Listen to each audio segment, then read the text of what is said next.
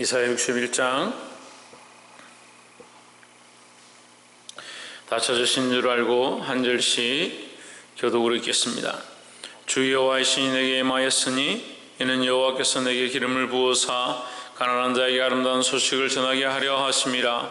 나를 보내사 마음이 상한 자를 고치며 포로된 자에게 자유를, 갇힌 자에게 노임을 전파하며 여호와의 은혜와 우리 하나님의 복의 날을 선포하여 모든 슬픈 자를 위로하되 무릇 시온에서 슬퍼하는 자에게 화관을 주어 그 죄를 대신하며 희락의 기름으로 그 슬픔을 대신하여 찬송의 옷으로 그 근심을 대신하시고 그들로 의의 나무 곧 여호와의 심으신 바 그 영광을 나타낼 자라 일컬음을 얻게 하려 하심이니라. 그들은 오래 함께하였던 옷을 다시 쌓을 것이며 예부터 무너진 곳을 다시 일으킬 것이며 함께한 성은 곧 그대로 무너졌던 거리를 축소할 것이며 외인은 서서 너희 양떼를 칠 것이요 이방 사람은 너희 농부와 포도원 지기가 될 것이나 오직 너희는 여호와의 제사장이라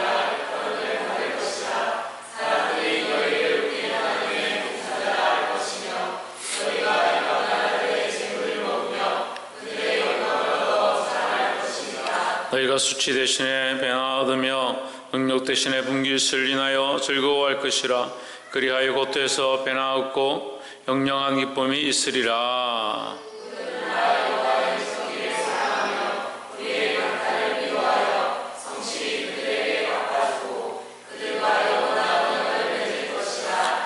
그 자손을 열방 중에 그 후손을 만민 중에 알리리니 무릇 이를 보는 자가 그들은 여호와께 복받은 자손이라 인정하리라. 내가 여호와로 말미암아 크게 기뻐하며 내 영혼이 나의 하나님으로 말미암아 즐거워하리니 이는 그가 구원의 옷을 내게 입히시며 공의의 겉옷을 내게 더하시니 신랑이 상을 쓰며 신부가 자기 옷으로 가난함을 하셨습니다. 함께 읽읍시다. 땅이 싹을 내며 동산이 거기 뿌린 것을 음돋게 함같이 주 여호와께서 의와 찬송을 열방 앞에 발생하게 하시리라. 아멘. 할렐루야. 우리 옆에 상 인사합시다. 사랑합니다. 축복합니다. 할렐루야. 이사야 말씀 가운데 참 귀한 말씀들이 많이 있고 특별히 이사야서 말씀을 하나도 버릴 수 없는 그런 귀한 말씀이고 그 중에서도 더더욱 이사야서 60장부터 66장까지 말씀은 우리에게 큰 도전이고 큰 은혜고 또한 이것이 큰 축복인 줄 믿습니다. 여러분, 이 말씀들은 우리가 정말 잘 새겨서 들어야 하고 또 이것은 예수님께서 오셔서 우리에게 증거되어진 말씀이다. 다시 한 번 더 일러주시는 말씀이다. 그래서 이사야서 말씀의 핵심은 뭐냐? 예수 그리스도입니다. 여러분, 이사야서의 핵심은요 예수 그리스도입니다. 기묘자 모사라 그 예수 그리스도를 표현하고 있습니다. 우리를 위하여 세상 죄를 지고 가는 어린 양을 보여주고 들 깎는 자 앞에 잠잠한 어린 양에 대해서 얘기하고 있는 그 이사야서 속에 보라 처녀가 잉태하여 아들을 낳을 것이요 계속해서 이사야서 그 말씀 속에서 누구를 얘기하고 있냐? 예수 그리스도를 보여주고 있습니다.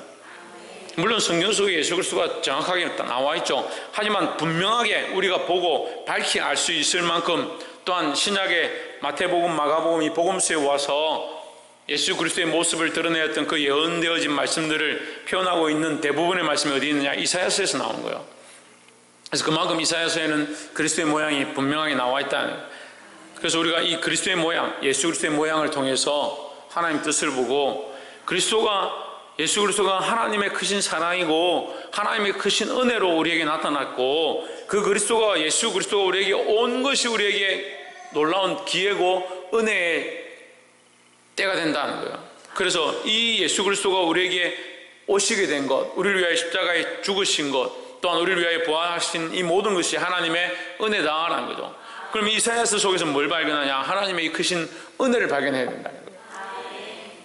61장에 1절 주 여호와의 신이 내게 임하셨으니 이는 여호와께서 내게 기름을 부어사 가난한 자에게 아름다운 소식을 전하게 하려 하심이라. 나를 보내사 마음이 상한 자를 고치며 포로된 자에게 자유를, 갇힌 자에게 노임을 선포하며 했습니다. 이것은 예수님께서 누가복음 6장에서 회당에 서서 거기 모인 사람들에게 선포하는 말씀입니다. 오늘 이 하나님의 말씀이 너에게 응하였느니라, 이루어졌느니라 말씀하시면서 이 하나님의 말씀이 어디 있느냐? 지금 이사야서 61장에 있는 겁니다. 이사야 때에 포로되어 갔던 그 이스라엘 백성 가운데 하나님께서 응답하셨던, 약속하셨던 그 약속이 누구를 통하여? 예수 그리스도를 통하여 온전히 이루어졌다라는 거죠. 또한 우리에게도 이 그리스도의 구원의 역사가 우리에게 이루어질 줄 믿습니다. 우리는 이 약속을 믿고 이 은혜를 믿고 이 하나님께서 말씀하신 말씀을 믿고 믿음으로 나아가야 한다는 겁니다. 주 여호와 영이 내게 내리셨으니 했습니다. 이는 여호와께서 내게 기름을 부어사, 뭘 부었느냐? 기름을 부었다. 예수 그리스도 할 때 그리스도의 뜻이 뭐냐? 기름을 부었다라는 거죠. 그럼 이 61장 1절에 말하는, 누가복음 6장에 말하는 이 말씀의 이 주인공은 누구냐? 예수 그리스도입니다. 우리를 위하여 하나님께서 예수 그리스도에게 기름을 부으셨고 그에게 성령의 충만함을 주셨고 그를 보내셔서 뭐하냐? 가난한 자에게 아름다운 소식을 전하게 하시고 또한 그를 보내서 마음이 상한 자를 고치고 포로된 자를 자유케 하고 갇힌 자에게 노임을 선포하게 하셨다라는 거죠. 그러니까 우리는 이 하나님의 은혜로, 노이게 하시는 이 은혜로, 그 은혜를 입은 자로서 우리가 노임을 얻었고 포로된 자리에서 자유를 얻었고 마음이 상한 데서 고침을 받은 자가 되었다는 거예요. 그런데 여러분, 우리가 이제 나와서 갇힌 데서 나오고 포로된 데서 자유를 얻어서 뭘 해야 되느냐? 우리가 또한 하나님께서 기름 부음을 받아서 의의 열매가 되어서 세상 가운데 많은 사람을 살리고 그들을 또한 놓이게 하고 마음이 상한 자를 고치고 포로된 자를 자유케 하고 갇힌 자를 놓는데 우리가 쓰임받아야 하는데, 안타까운 건요, 많은 사람들이 하나님께서 기름 부으셔서 세우셨지만 자꾸 뭘 하고 있느냐? 여전히 포로되어 있고 여전히 사로잡혀 있고 여전히 갇혀 있는데 마음이 상한 데에 주저앉아 있다는 거죠. 성령이 이미 우리 안에 임하셨고 우리에게 하나님께서 기름 부으셔서 하나님의 거룩한 백성들을 구별하여 세웠다는 거예요. 기름을 붓는다는 것은 구별하여 세운다는 거예요. 그 백성 가운데서 구별하여서 너는 왕으로, 너는 제사장으로, 너는 선지자로 특별히 구별했다. 하나님의 사람을 구별했다. 우리는 세상 가운데서 부름을 받아 하나님 앞에 왔습니다. 구별되어진 자입니다. 근데 어디 있느냐? 아직도 갇혀 있는 것처럼, 아직도 마음이 상한 것처럼, 아직도 포로가 된 것처럼 아무것도 할 수 없는 존재가 되어버린, 깨달아 알기를 소망합니다. 하나님께서 우리에게 은혜를 부으시고 기름을 부으시고 성령을 부으셔서 하나님 나라를 위하여 쓰임받기 원하신다는 거예요. 2절에 여호와의 은혜의 해와 우리 하나님의 신원의 날을 전파하며 하여 모든 슬픈 자를 위로하되 했습니다. 우리가 지금 뭘 해야 되겠습니까? 이 그리스도께서 하신 일이고 또한 이스라엘에게 그렇게 하실 것을 약속하셨는데 우리가 이 일을 해야 된다는 거죠. 옆에서 한번 보죠. 복음을 들은 자로서 복음을 전하는 자의 역할을 감당합시다. 너무 형식적으로 하는 거 아니에요?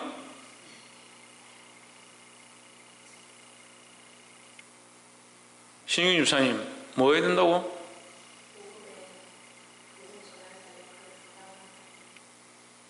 우리가 복음을 받은 사람으로서, 복되고 기쁜 소식을 받은 사람으로서 복된 소식을 전하는 자의 역할을 감당해야 되는 거죠.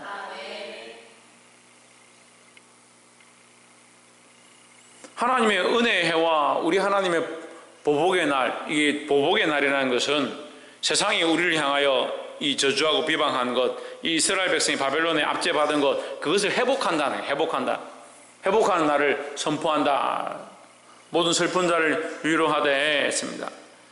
3절에 무릇 시온에서 슬퍼하는 자에게 화관을 주어 그 죄를 대신하며 기쁨의 기름으로 그 슬픔을 대신하며 찬송의 옷으로 그 근심을 대신하시고 그들이 의의 나무 곧 여호와께서 심으신 그 영광을 나타낼 자라 일컬음을 받게 하려 하심이라 했습니다.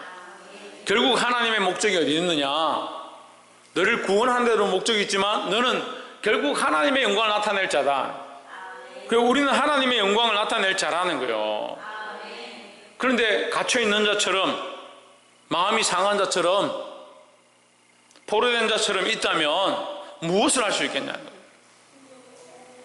거예요. 마귀가 이걸 우리 속입니다. 우리에게 속여서 어떻게 하냐? 너는 할 수 없다. 너는 아무것도 안 된다. 너는 갇힌 자다.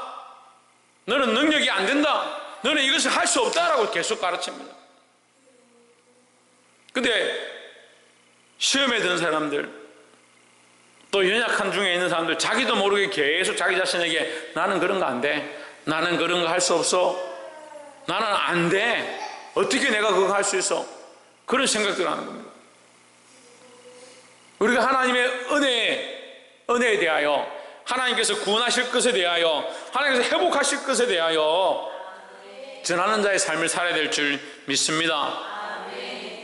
이것을 전하고 이것을 회복해 하는 저와 여러분 되시기를 주의 이름으로 축복합니다. 4절에 그들은 오래 항폐하였던 곳을 다시 쌓을 것이며 예로부터 무너진 곳을 다시 일으킬 것이며 황폐한 성읍 곧 대대로 무너져 있던 것들을 중수할 것이며 했습니다. 하나님께서 우리에게 뭘 하느냐? 우리 안에 무너진 것들을 다시 회복해 하기 원하신다. 다시 세우길 원하신다라는 겁니다.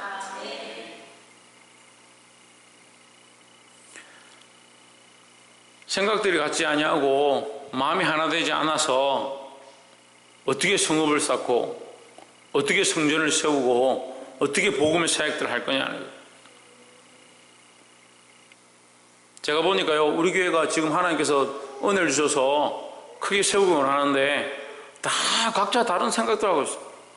기도하는 사람들도요, 기도하는 게 하나가 안 돼요. 기도하는 사람들도 기도할 때는 조금 하나 되는 것처럼 하는데 각자 다 자기 생각, 자기 스타일, 자기가 원하는 모양 다 있습니다. 오래 항폐했던 것을 다시 쌓기를 원하신다. 우리 교회 가운데도 하나님께서 오래 항폐했던 것들을 다시 회복해 하시고 성전을 온전케 하시고 이 땅을 다시 황폐했던 곳, 이 땅을 다시 회복하기를 원하시는데 우리가 연합해서 이 일들을 감당해야 되는 거예요. 누가 하냐, 누가 이것을 할 것이냐. 그럼 답답하지 않습니까? 오늘 여러분 기도하러 왔는데 교회가 답답하지 않습니까? 저는 이 말씀하러 섰는데요, 지금 답답해요. 무슨 생각으로 여기 와 있는지, 모양만 하는 척 하려고 와 있는 건지, 안 오면 혼내니까 와 있는 건지, 감정과 생각은 딴 데가 있고, 어떻게 말씀이 여러분한테 역사합니까? 하나님이 강력하시니까, 능력이 있으시니까 역사하죠. 천만의 말씀. 하나님께서 우리에게 강제로 할 이유가 없어요. 하나님 절대 강제로 안 해요. 그걸 강제로 안 하니까 여러분들은 안 하시려고 계속 하고 있네요. 하나님께서 우리에게 기름을 부으셔서 가난한 자에게 이 복음을 전하라고 세우셨는데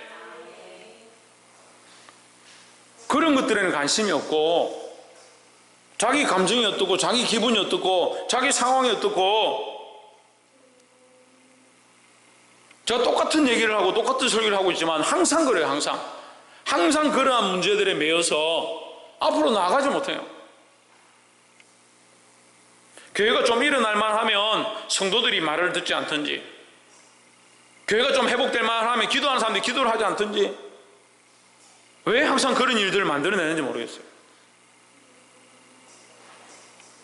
황폐한 것들을 다시 쌓고 옛부터 무너진 것을 다시 일으킬 것을 하나님 우리에게 명령하셨는데 여러분의 지금 하고 있는 일들이, 내가 지금 하고 있는 일들이 무너뜨리는 일인가, 회복해야 하는 일인가, 쌓아가고 있는 일인가 봐야 된다는 겁니다.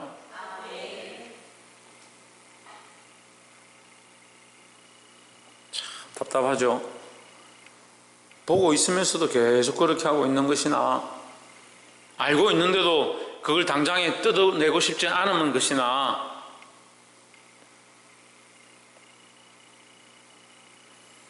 무너진 것들을 회복해야 하는 일을 우리에게 맡기셨습니다. 여러분에게 찢고 부수고 무너뜨리라고 우리를 세우신 것이 아니라 무너진 것들을 회복하고 황폐한 것들을 다시 세우라고 말씀하고 있습니다. 이 역할을 감당하시기를 주의 이름으로 축복합니다. 5절에 의인은 서서 너희 양떼를 칠 것이요 이방 사람은 외인은 서서 너희 양떼를 칠 것이요 이방 사람들은 너희 농부와 포도원 지기가 될 것이나 6절에 오직 너희는 했습니다. 너희는 이런 자와 같지 않다. 너희는 이 일하고 봉사하는 것으로 끝나는 것이 아니라 너희는 어디에 있느냐? 하나님의 제사장이다. 오직 너희는 여호와의 제사장이라 일컬음을 받을 것이라. 사람들이 너희를 우리 하나님의 봉사자라 할 것이며 너희가 이방 나라들의 재물을 먹으며 그들의 영광을 얻어 자랑할 것이니라 했습니다. 하나님께서 우리는 특별히 세워서 뭘 하냐? 베드로전서 2장에 나와 있는 것처럼 우리를 세상 가운데 왕과 제사장과 선지자로 하나님의 백성으로 부르셨다라는 거죠. 우리를 구별하셔서 특별하게 우리에게 거룩한 일들을 맡기셨습니다. 무슨 일을 맡겼습니까?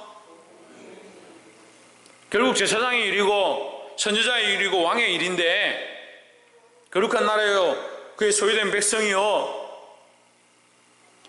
그 말씀인데 그것은 무엇을 말하느냐? 해파된 곳을 무너진 것을 다시 회복해 하는 일을 감당하는 그 일을 맡겼다라는 겁니다.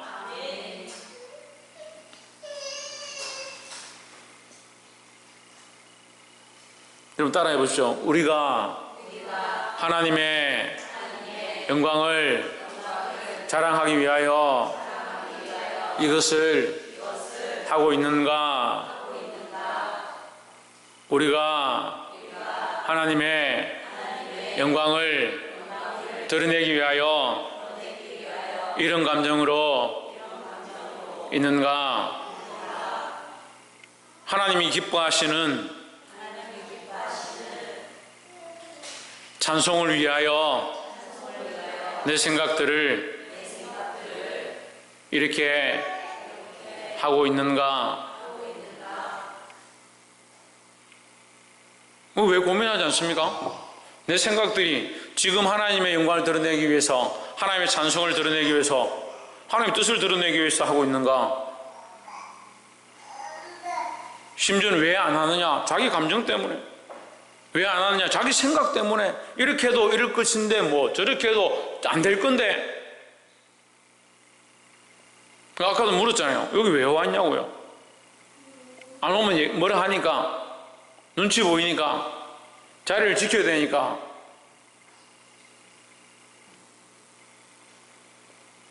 하나님께서 우리를 하나님 앞에서 특별한 제사장들로 하나님의 봉사자로 여기 나와 있죠. 첫 번째 줄에 여호와의 제사장으로, 네 번째 줄에 우리의 하나님의 봉사자로 우리를 부르셔서 뭘 하냐? 해파된 것과 무너진 것들을 다시 수축하기 원하시는데 여러분 각자는 지금 무엇을 하기 위해서 여기 서 있습니까? 때로는 이런 거룩한 말씀을 여러분한테 가르치는 것들이 참 마음이 아프고 힘들어요. 그래서 가치 있는 것들을 듣지 않는 자,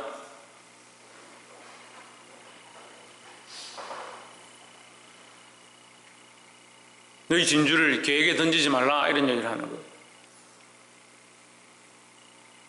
하나님의 거룩한 말씀을 들으면 그거 아멘하고 자기의 잡다한 생각들과 욕심을 내려놔야 되는데요. 말씀을 맺겠습니다.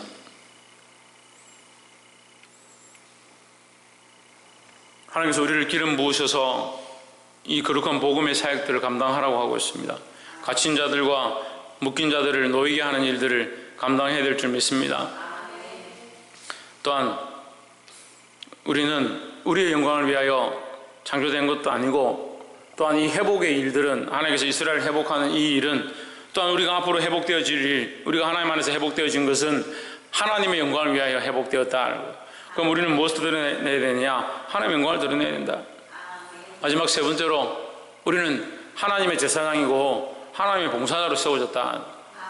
무엇을 해야 되냐? 나의 찢어진 마음을 회복해야 하고 내 안에 상한 것들을 회복해야 하고 내 안에 무너진 것들을 연합하게 하는데 쓰임받는 게 아니고 하나님 나라를 위해서 우리 연합 안에 이 땅 안에 이 세상 가운데 또 하나님 우리에게 허락하신 이 영역 가운데 무너지고 해파된 것들을 다시 수축해야 된다. 이 일 가운데 쓰임받는 저와 여러분 되시기를 주의 이름으로 축원합니다. 기도하겠습니다.